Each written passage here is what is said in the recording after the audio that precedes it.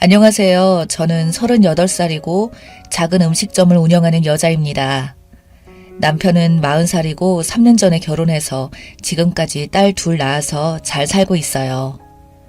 최근 시댁 때문에 혈압이 올라서 태어나서 처음으로 바닥에 주저앉아 봤어요.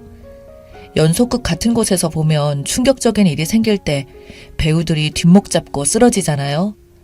정말 카메라 앞에서 하는 다 연기라고 생각했었는데 제가 똑같이 그렇게 뒷목 잡고 바닥에 털썩 쓰러졌습니다.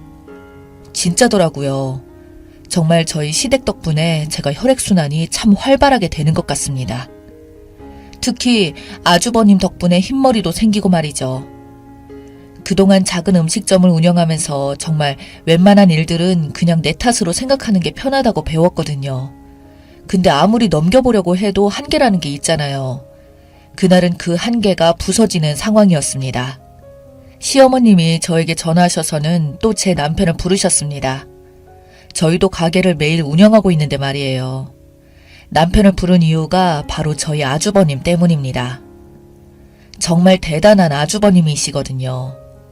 나이 36살 될 때까지 여자 한 번 만난 적 없으셨다가 정말 간신히 결혼까지 했는데 그 과정도 참 대단했습니다. 어느 산골에 있는 이름 없는 대학을 졸업한 아주버님은 대학에서 어떤 걸 전공하셨는지는 모르겠는데 산에서 일하겠다며 살림을 관리하는 일을 하고 있었습니다. 툭 까놓고 말해서 여자들이 좋아할 만한 직업은 아니죠. 제 남편과 아주버님의 나이 차는 2살 차이고요. 제 남편이 30살에 결혼을 해서 저는 거의 5년 동안 맏며느리처럼 시댁에서 시달렸습니다.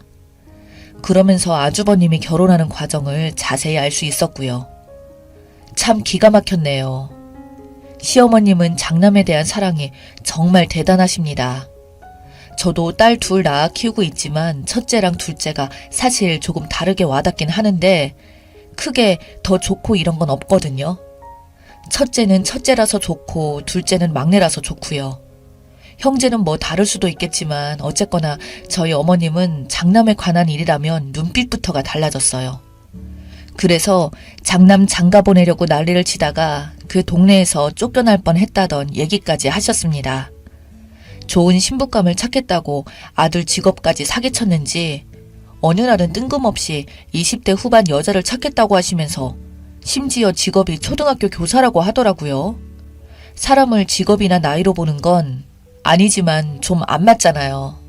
그때 제가 옆에서 또 너무 놀라서 아니 직업이 선생님이에요? 라고 이야기했고 시어머님은 저에게 소리를 지르시며 내 아들이 어디가 어때서? 라고 하셨네요. 사실 그때부터 뭔가 석연치 않긴 했었습니다. 그러다가 난리가 났고요.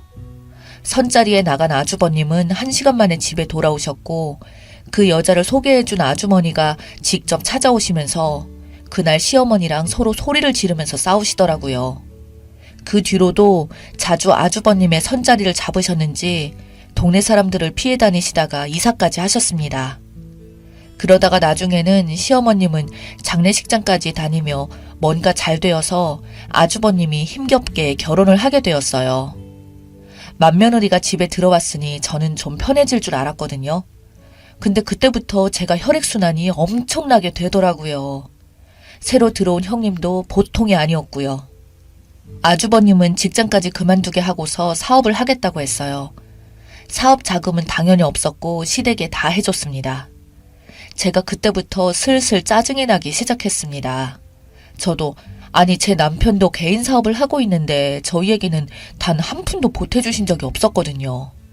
인테리어를 좀 바꾸고 싶어도 돈이 없어서 못하고 있었는데 그 돈의 몇 배가 되는 돈을 시댁에서는 장남 사업하라고 아무렇지도 않게 주셨고 그렇게 2년 만에 정말 완전히 망해버렸어요. 가게가 불에 타버렸어도 그보다는 덜 망했다고 느껴질 만큼 완전히 바닥까지 망했어요. 그리고는 다른 사업을 하겠다고 하자 이번에는 사업 자금을 흔쾌히 주시더라고요. 이번엔 집 담보까지 걸고 돈을 빌려서 사업 자금을 만들어주시는 것 같았어요. 저는 그 모습을 옆에서 지켜보며 또다시 급격한 혈액순환이 되기 시작했습니다. 이번에는 아주버님이 음식점을 한번 차려보겠다고 하더니 제 남편을 2달 가까이 데려다가 부려먹더라고요. 일 배운다는 명목으로 남편을 거의 주방장처럼 일을 시켰고 그렇다고 월급을 준 적이 없었고요. 아주 호구처럼 당했습니다. 근데 세상 참 원망스러운 게 음식점이 대박이 났습니다. 저희 음식점하고 메뉴부터 모든 게 다 똑같이 만들었는데 갑자기 대박이 나서는 나중에는 앞건물로 확장해서 가게를 옮기더라고요. 시어머님은 난리가 났었고요. 우리 장남이 기어이 해낼 줄 알았다고 하시면서 저희가 가서 도와준 이야기는 전혀 없으시고 주구장창 장남이 대단하다는 이야기만 하셨습니다.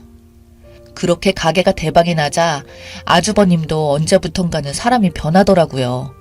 돈이 좀 생기니까 목소리도 바뀌고 분위기도 바뀌면서 이젠 정말 누가 봐도 사장님 같은 모습이 나더라고요. 예전에는 저희 부부에게 한마디도 못하셨던 사람이 이젠 잔소리도 슬슬 하셨고요. 정말 어처구니가 없었네요. 근데요, 남자가 돈이 많아지고 시간이 생기면 어쩜 그렇게 다 비슷한지 아주버님도 여자를 만나고 다니시더라고요. 40이 넘어서야. 이제서야 여자의 눈을 뜨셨는지 예전에 제가 알던 아주버님이 맞나 싶을 정도로 바뀌었습니다. 형님은 홀에서 가게를 운영하고 있었고 아주버님은 주로 주방에 계시다가 어느 순간부터는 사람을 쓰더니 프랜차이즈를 낸다며 사람들을 만나러 밖으로 다니셨습니다. 그러면서 저희 부부에게도 자기 프랜차이즈를 해보라고 가족이니 더 잘 챙겨주겠다고 하셨어요. 저는 남편에게 그냥 굶어 죽으면 죽었지 거기 밑으로는 못 간다고 했어요. 그러다가 제가 잘 아는 음식점 주인이랑 만나시는 것 같았습니다. 거기가 예전에 돈가스를 하던 곳이었는데 여사장이 운영하는 곳이고 나이가 40 초반인데 체구도 작고 얼굴도 엄청 동안이라 그 나이로 안 보였어요. 그런데 아주버님은 프랜차이즈를 차리러 오신 게 아니라 두 집 살림을 차리러 오는 것처럼 꾸미고 다니셨어요. 그러다 어느 날 형님에게 전화가 왔어요. 아주버님이 요즘 저희 가게에 자주 가는 것 같다고 프랜차이즈에 관심 있냐고 물어보시더라고요. 그러면서 저에게 엄청 거만하게 지금 얼마 모았냐고 자기네는 매출이 얼마 나온다면서 가게 자랑을 한참을 늘어놓더라고요. 제가 웬만하면 아주버님 일은 관심 끄고 지내려고 했거든요. 근데 형님이 저렇게까지 혈액순환을 시켜주시니 저도 보답을 해야죠. 그래서 그냥 다 사실대로 이야기해줬습니다. 우리 가게에는 한 달 전에 딱 한 번 오셨고 그 뒤로 오신 적 없다고 프랜차이즈는 무슨 소리냐고 했어요.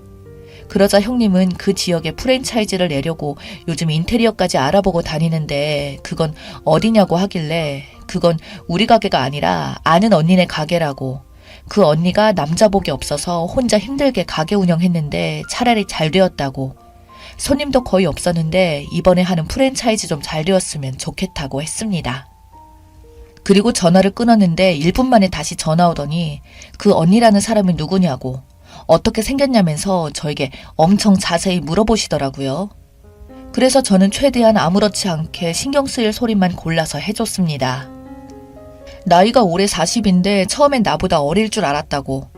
직장인들 상대는 음식점이니 분위기랑 잘 어울릴 거라고 프랜차이즈도 대박 날 거라고 이야기하고는 끊어버렸습니다. 그리고 다음날 저희 형님이 우리 음식점으로 찾아왔습니다. 선글라스에 모자를 쓰고 와서는 저에게 계속 그 여사장에 관해서 물어봤어요.